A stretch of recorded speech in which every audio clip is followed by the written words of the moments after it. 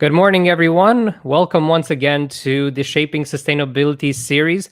Today, we are celebrating and discussing about one of the most important ingredients in every city, and that is the citizen. The citizen is one of the most active ingredients of a city, and we need to build everything around it. And so, rather than have experts in closed rooms thinking by themselves, how about we think of ways in which we include citizens in important decisions and we make sure everybody has a say in the process of decision making and of creating and designing a sustainable city that is also friendly for us and friendly for all of the stakeholders involved. My name is Alex Glod, and today I have the pleasure and honor to have Servaz van Berkum as our guest once again. If you have been to Urban Talks last year, you've had the chance to meet him here in Bucharest, and we've also had another podcast earlier in the spring. And today we want to find out a little bit more of how citizen involvement works, especially in a time like this that is a bit unprecedented. But we have examples of how you can still engage with citizens, still bringing them to the table, even though we are forced to keep a distance and each stay in our own place. First and foremost, Servaz, thank you so much for tuning in. It is a pleasure to have you back. Thank you for having me. It's a pleasure to be back. So usually we were properly talking last year that we would love to have you here in Bucharest, and unfortunately it is not the case. But hopefully next year we will manage to have you back here again. I would like to start off to show a little bit of the things that Servaz does with Pakhuis de. I always get the pronunciation right. Pakhuis de Zwijger. Yes. So I would like to first start off with the video, just so you get a bit of a sense of the work that Servaz does and the atmosphere there, and then we're going to get into the nitty-gritty details. Amazing. Let us begin.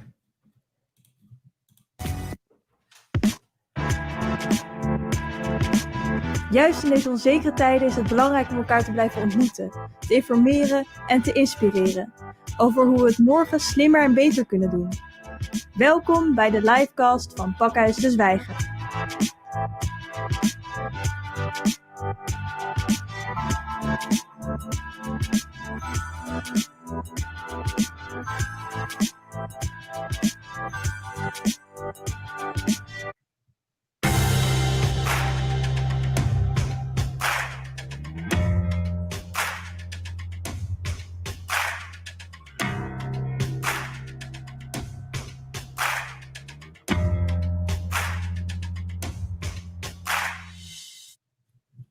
Goedenavond, welkom bij Ruimte, live vanuit Pakhuis de Zwijger.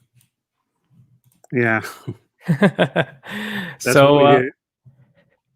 Indeed. So what we wanted to give you, like I said, a bit of a glimpse of is how you organize events and how you want to bring people together to think ambitiously about the future and to get involved into subjects that matter. And so I would like to give you the first to tell us a bit of the story of Pakhuis and how all of this project came to be and how you became involved in it. And once again, for the people that maybe this is the first time they're tuning into our series, Shaping Sustainable Cities is a series that we are doing in partnership with the Netherlands Embassy here in Bucharest. And the idea is to share good case practices and to find ways to collaborate, exchange ideas, and to build together sustainable cities, no matter whether we're talking about Romania, Netherlands, or any other city in the world. If we have people tuning in from other countries, give us a hello and let us know where you're tuning in from. So, Servaz, tell us a bit of the story and how you got involved in it. Yeah. Pakhuis de Zwijger is a platform for urban innovation. We make programming normally in our venue, as you just saw, via livecast nowadays, but normally with people in the venue. We talk with people, or let people talk to each other about all different kinds of topics, ranging from creative industries to design, to urban planning, to sustainability, inclusiveness, you name it. The main idea is that we want to talk with people or want to ask questions how we can reach this ideal society, this point beyond the horizon where we can strive to be, hopefully very soon. And this city or this country or this living space should be inclusive, happy, successful, thriving, creative, beautiful, inclusive, you name it, all these kind of things. And then together with all different kinds of people, we try to get there. And we do that by bringing people together. And we believe that the governing of cities and the governing of society is not the business of government alone. It's the business of us all. We all should be a part of this. So we try to get city makers, community buildings on a local level, connected with larger corporations, universities, knowledge institutions, but also with the grocery down the street, or with people just working anywhere in cities. And we try to connect people, and that's part of the program we just saw. We try to connect people on not just our own topic, but we try to connect topics with each other. And the program we just saw is called Ruimte, Ruimte, Ruimte, which means public space, public space, public space, or space, space, space. And perhaps the Netherlands is kind of unique in that we're a small country with a lot of inhabitants. So to give an example, Sweden has 11 times more space, but only 60% of the population the Netherlands has. So we really have to look at the detailing. And the thing with this program is we try to get people involved in mobility, in sustainability, and with community building in cities, to bring them together and to let them talk about what the future of the Netherlands should look like, and how we can use designing and clever planning to make all these big scale problems solvable. So in a nutshell, that's what we do. And we try to connect people on a topic and try to be interdisciplinary with our approach. We can't really explain or predict what's going to happen in advance, but we know something always happens when we put people together, and let something unexpected happen. And that's quite nice. Yeah. I'm assuming that when people think of the idea of bringing citizens or bringing more people in the room, that there's going to be very hard to control the process. There's going to be chaotic, but most of the time that chaos can turn a little bit to order. Can you share a bit of how that has been for you whenever you bring in different people? How did you deal with this, let's say, differentiating ideas, and how you could find the common ground? Chaos is needed for creativity. So let's start with that. Now we make a programming where we have this understanding. So there's one rule when you enter the room in Pakhuis de Zwijger here in Amsterdam, that you should be open for dialogue. We don't do debate, we do dialogue. And when you enter, you have to be open to that. So a moderator is moderating an event, but is able to talk to the audience. Okay, you are able to participate. We want you to participate, but please be respectful and be open-minded. And so we should be very strict in the way we ask questions. We try only to ask questions.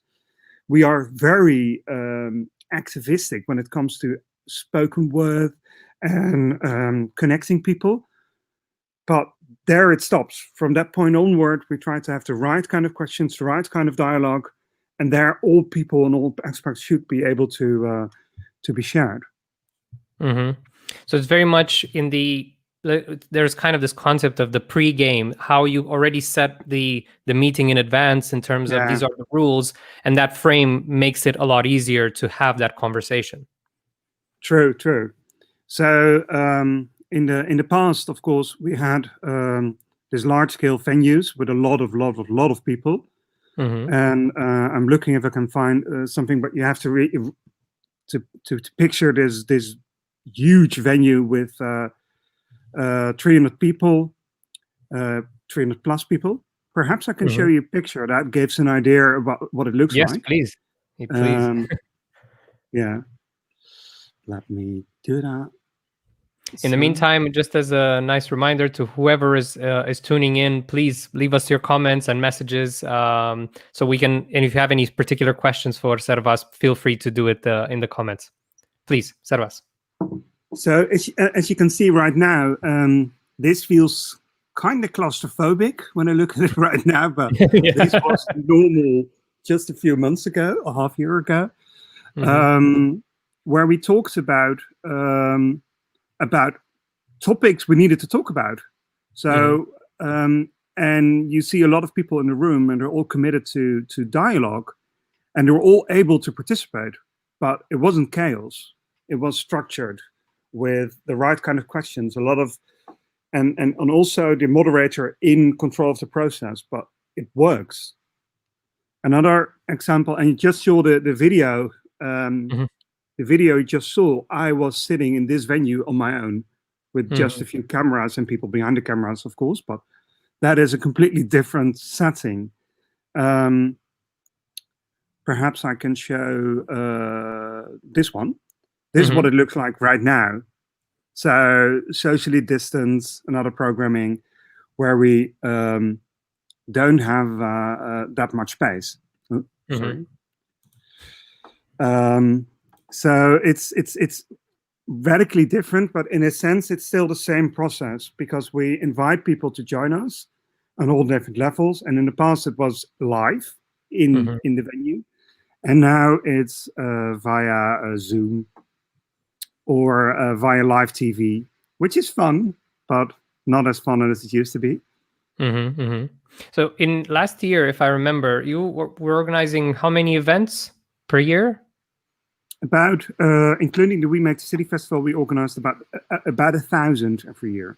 And those are one-off discussions, dialogues on all different kinds of topics on the range we're talking about. I'm not doing that on my own, of course. The chair of my organization, the founder of the organization, started it about 15 years ago, just with a few programs per week. And we moved up to where we are right now. We're doing that together with a team of program makers of about 15, and a lot of moderators and a lot of other people making sure that this works. Since COVID, we did about 500 to 600 programs via live stream. Only 500, 600. Something like that, yeah. Well, so it would be interesting if you can show us how the website works, because I really love the way you have adapted to the COVID situation. Normally, this would mean, okay, we're done. We can't do this anymore. But you found some really innovative solutions. And on one side, I'm also interested in showing the platform because I'm pretty sure we have English-speaking people in our audience that would love to see some of your English-speaking events. So here's a nice little preview of what you'll find on the website. Yeah, and I'm pretty sure you can share this, but if you go to dezwijger.nl, and please do share the URL. If you go to agenda, just dezwijger.nl/agenda, and there's this button to switch to English. Here you can see all the programmings that are coming up.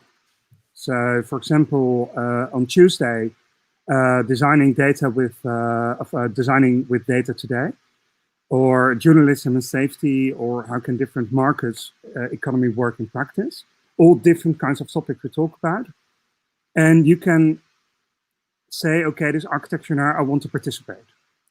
Then you say, like, I want to make a reservation. You can log in via Facebook, and I think also LinkedIn and Twitter. And then we know you're participating, and then you can join us via Zoom or via livecast. If you do it via livecast, it's more traditional television. If you do it via Zoom, you have the opportunity to ask questions. This program is built with the Amsterdam Institute for Architecture. Together with them, we make this idea. And so you see who is participating. You see a bit about information about that, some extra information. So that gives an idea of what's coming up. But if you want to say, okay, I want something of a Netflix experience, you can go to, like, for example, the October. Again, English language programming. And then there's a lot of free discussions. There's one of mine, for example, where I spoke with the Chief Technology Officer of the City of Amsterdam, Ger Baron, with Bianca Wiley from Open Government Advocate and co-founder of Tech Reset Canada, quite interesting, with Ben Severny from Public Code, and with Annette Numa from Estonia, about how we should approach public safety and security in these kind of times. So it was a lot of fun. And it's all free to watch. So you can all join this free of charge. This was actually one with where Gratian was participating. Oh no, not this one, but the previous one. And this one. So as you can see, there are a lot of events going on, a lot of opportunities to talk with people, and that's good. Let's stop screaming. And it's all free of charge. And we want, excuse me.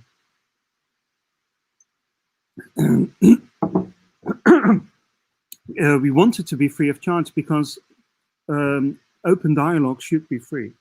And of course, since we're an NGO and we were hit quite hard with coronavirus because our normal business case couldn't go on, we do have this pay-as-you-like system, but we don't want this entry level to be able to participate. So if you don't have the money or you don't want to spend the money, you still should be able to join the dialogue. That's a very beautiful principle. And then it's interesting that with the limited resources, you managed to create this environment. And I'm curious whether you know a bit of the history, but in the beginning, once this organization began and you started making this, how was the relationship with local governments? Were they appealing? Like, were they interested in collaborating with you guys, or was there friction? How did the relationship evolve with local governments? We try to be very independent because that is our logo. It signals that this is an open dialogue where people from all views should be able to intercourse with each other on a fact-based level. That's quite important. So there is a bullshit meter. That being said, our relationship with government is excellent. They were actually quite instrumental in a way in making this whole place possible. So they have been supporting. Of course, there was always one time that it was more difficult to get some funding. This is always with subsidies and these kind of things. It's always quite difficult. A small percentage of our income comes from subsidies. But still, it is so important to be independent. And luckily, our partners and also subsidizing partners are giving us the opportunity to be independent, to really be disconnected from them. But this building, for example, where we're in right now, you saw it in the early clip. This building is part of the Eastern Harbor of Amsterdam. So I don't know if people know the history of Amsterdam, but Amsterdam is built in a swamp on this part of the sea arm, part of the North Sea. It's called the Zuiderzee, so Southern Sea. Strange because it's in the north, but still. And this in the south of that sea arm of the bay, there was this smaller bay called Het IJ, which is still now called a river, Het IJ, because of course it's dammed off. The sea is being driven back, but originally Amsterdam was on the sea. Where we are right now, it's it was sea 200 years ago, 100 years ago, well, not 150 years ago, and at a certain point, the harbor was here, the main harbor of Amsterdam, and also these warehouses, and that's also the name of our organization. Pakhuis means warehouse in Dutch. And when they tried to redevelop this area as a living area, quite interesting living area, they looked at these warehouses and saw the architectural value of the warehouses. A lot of bottom-up movement trying to protect the warehouses. And this was one of the warehouses that was saved in a way and was given to the public good, to creative industries, to cultural society. And that ended up to be us. And of course, there was a lot of pressure. And of course, our founder and other people put on a lot of pressure on the city government. But in the end, they gave in and made it possible. And it is quite interesting because this was the place, this building was supposed to be turned down because it was supposed to be a bridge to the Java Island, which is an island just on the other side, well, in Het IJ. They built a bridge through the building as this compromise idea. And I love to have this as an example of what Amsterdam, or the Amsterdam approach, I call the Amsterdam approach, of letting everyone be part of society and have this bottom-up movement. This is this living embodiment of that, because even though there needed to be this bridge to this new area, to this island, culture still won in a sense. That's good, and I love the principle. Culture still won. I'm curious because, like I said, this discussion is very much on knowing how we can integrate good case practices like yours and using your experience as reference. So now that has been this wave of enthusiasm after the local elections. We have new mayors, and in many cities you have young mayors with a completely different vision. What advice would you give them, thinking that most of them have had this platform of involving citizens in the process? What would be your advice, or what principles would you recommend follow so that they implement such a dialogue in a constructive way? Yeah, for government, I've perhaps I didn't answer your questions all in the beginning, but perhaps this will be a nice add to where I come from. I've been working a long time in my life. I've been working in civic society. I've been when I was 18, I started being active in politics at many levels. I've been a member of Provincial Assembly of North Holland, where Amsterdam is, but also all different kinds of things. But the thing I always found important is be honest, be realistic to people where they can talk about, what they can say. So if there is this project, a city or a government or whatever needs to do, be clear about where the choices are and what things are really needed and there's no choice about. If you need to build a highway, I hope we can build less highways, but still, if you need to build a highway, be clear about that you need this connection. And be clear about the specific goals that needs to be achieved. So, for example, I've been working together with the city government, and I've showed this last year in Bucharest in my presentation. But I've been working with this area where it has completely removed the parking spaces. And we started to work with them, with the community there, with the people living there, on redesigning the neighborhood. And so we have all free range of redesigning, but you have to stick within these rules. Number one was parking spaces won't return. Number two was you need to follow the guidelines of the city when it comes to public space. So people in wheelchairs need to be able to get through the streets. It needs to be traffic safety. It sounds like an open door, but still very important to say that. And all these kind of rules.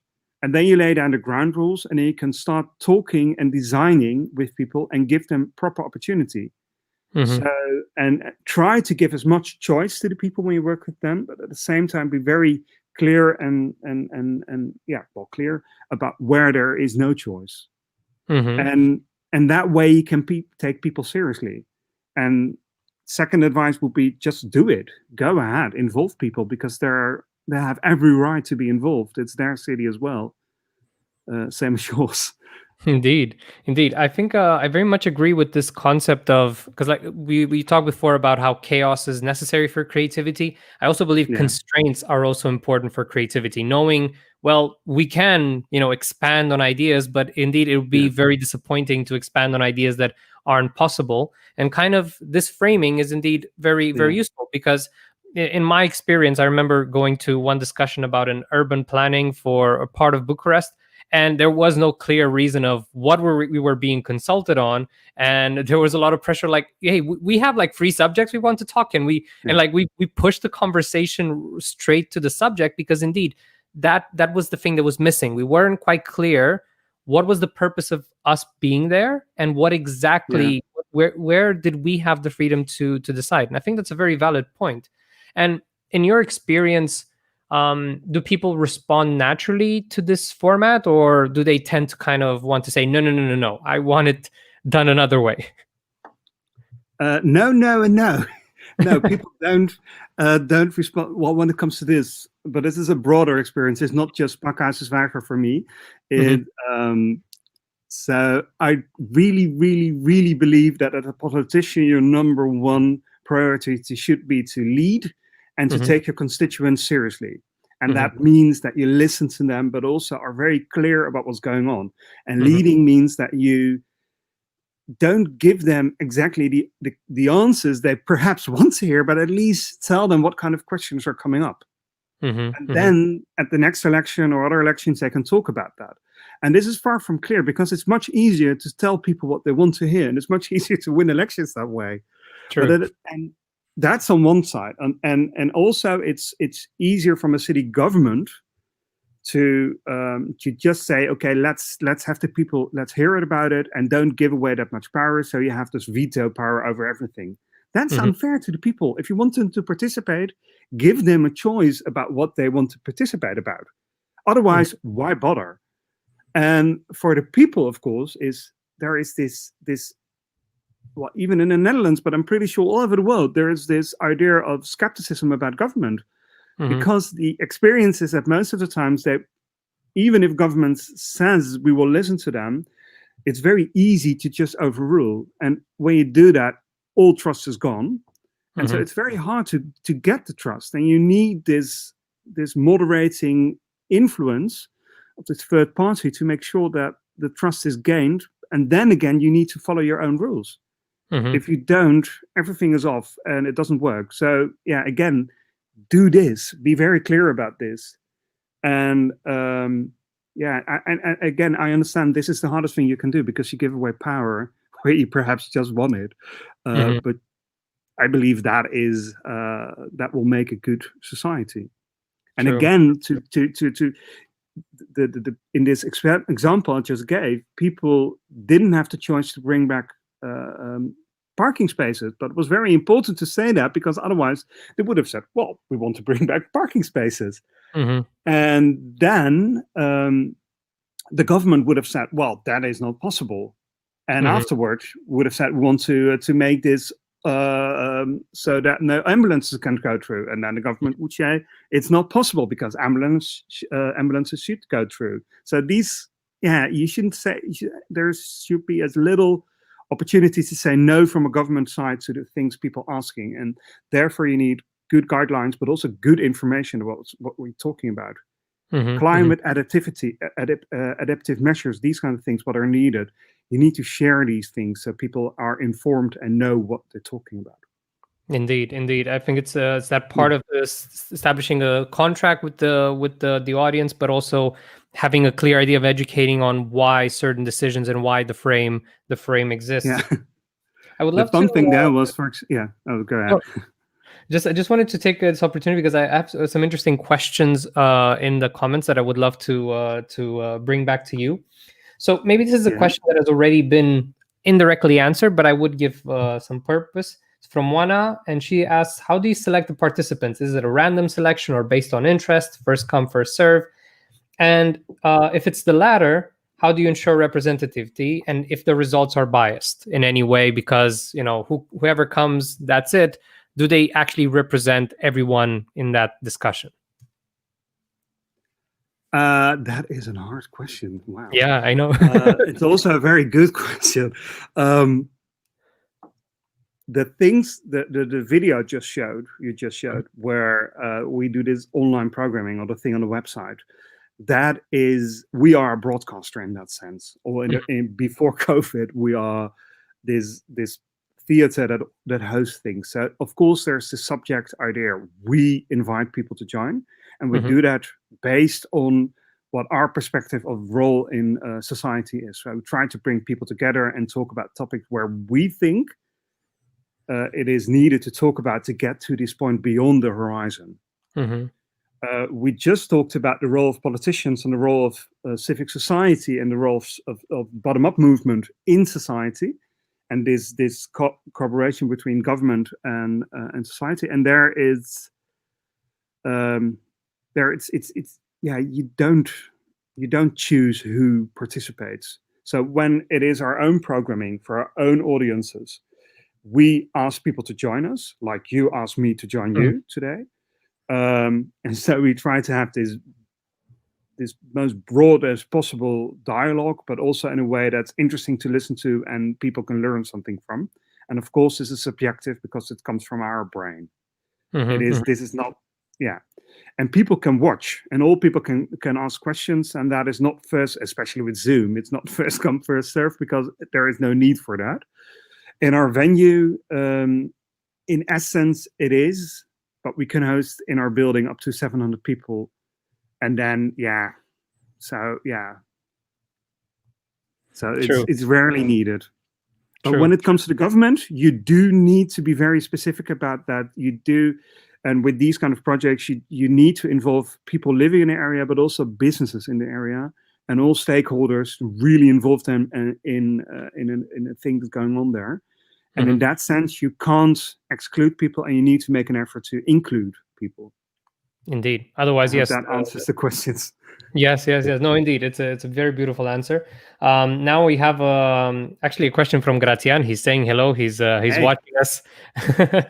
So, because this is a thing, indeed, I didn't get to focus too much on, and that is the We Make the City festival, because this is one of the, if not the biggest festival of citizens' involvement in Europe.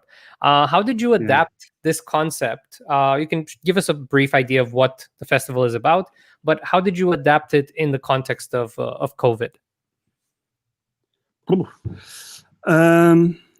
We Make the City Festival started because Amsterdam, the city of Amsterdam, we were one of the authors behind that, won the 2016 iCapital Award. That is the European prize for urban innovation and smart cities. And we won that not because we said we want to build our city with all sensors, but we said, well, let's involve the people, the so-called Amsterdam approach. And everyone should be involved in governing, well, the topic we just talked about the last while.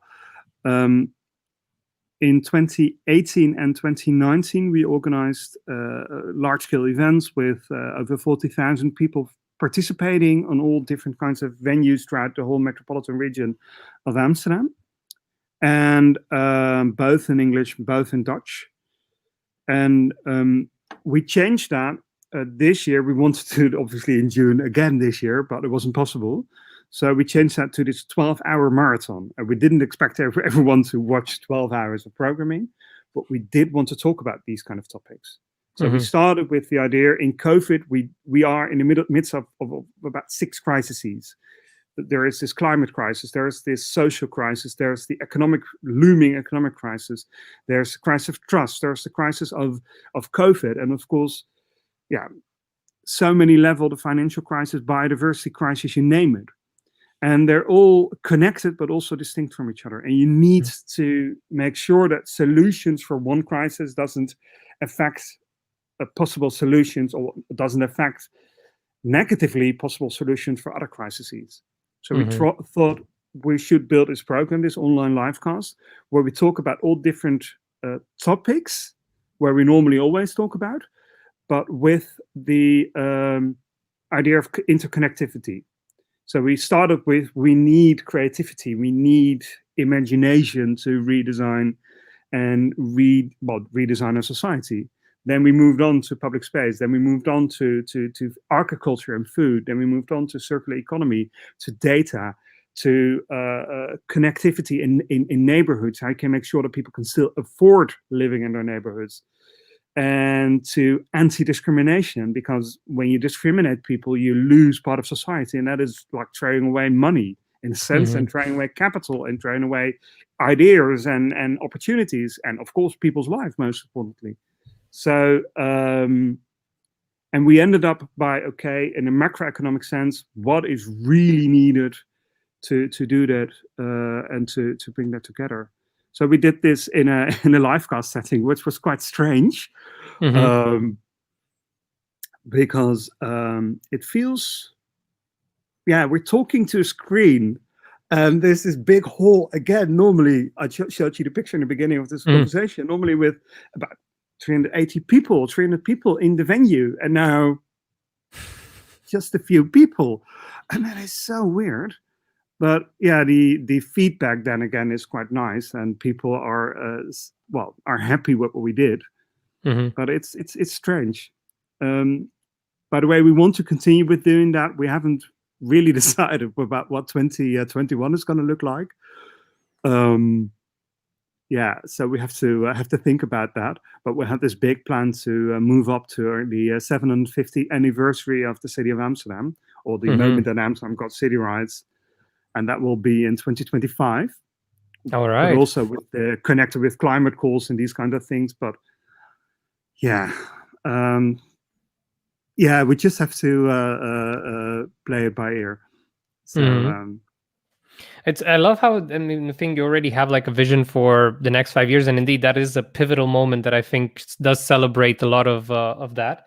I think your approach is also very interesting because I think if I were to give an example or to use a metaphor for the project and what you guys have been doing, it's very much the idea that we found a place to bring people together. We brought in the stakeholders, you brought in the most meaningful voices, and then from that point, it's very hard to be ignored. And I'm curious, how has it been to involve so many stakeholders? So, for example, if there's someone tuning in today, which I hope is inspired by this project, and they say, you know what, Yeah. if I Give me a call. can't get the local government to hear people's opinions, I would love following these same footsteps, create my own NGO, find a space and bring people together.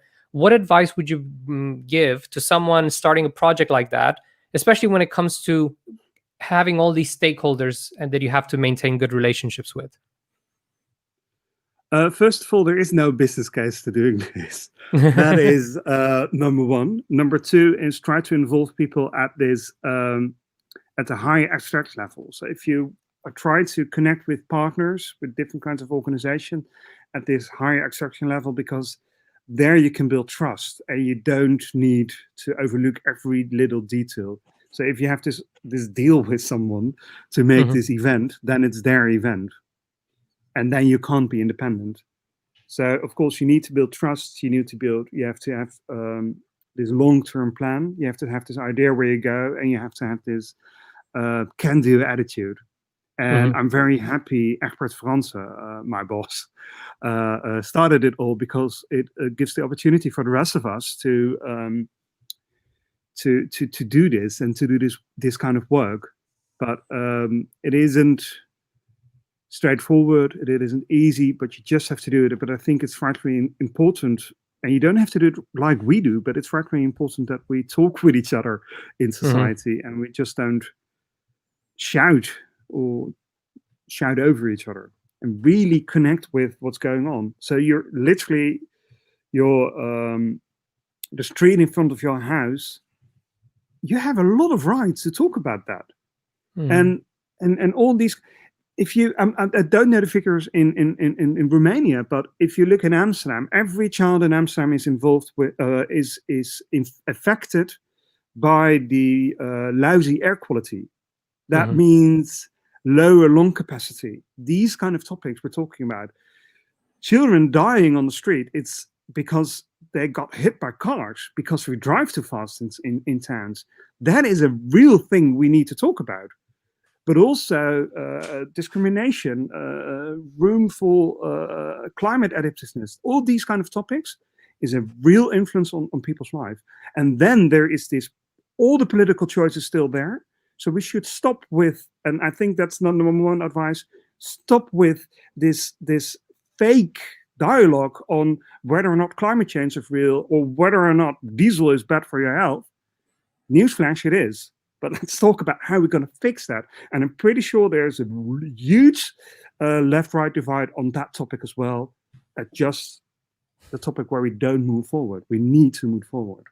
And I think, like you said, framing the conversation specifically on, we're not debating on whether this or this is real, but rather how do we solve this particular issue, does kind of create a different environment. If from there you kind of make sure that by design you bring in only the people that have relevant interest in seeing that happen, and also you have the people that would benefit from it, knowing, okay, so if we redesign the street, and keep in mind these are the restrictions, how we would redesign it in a way that it would be friendly.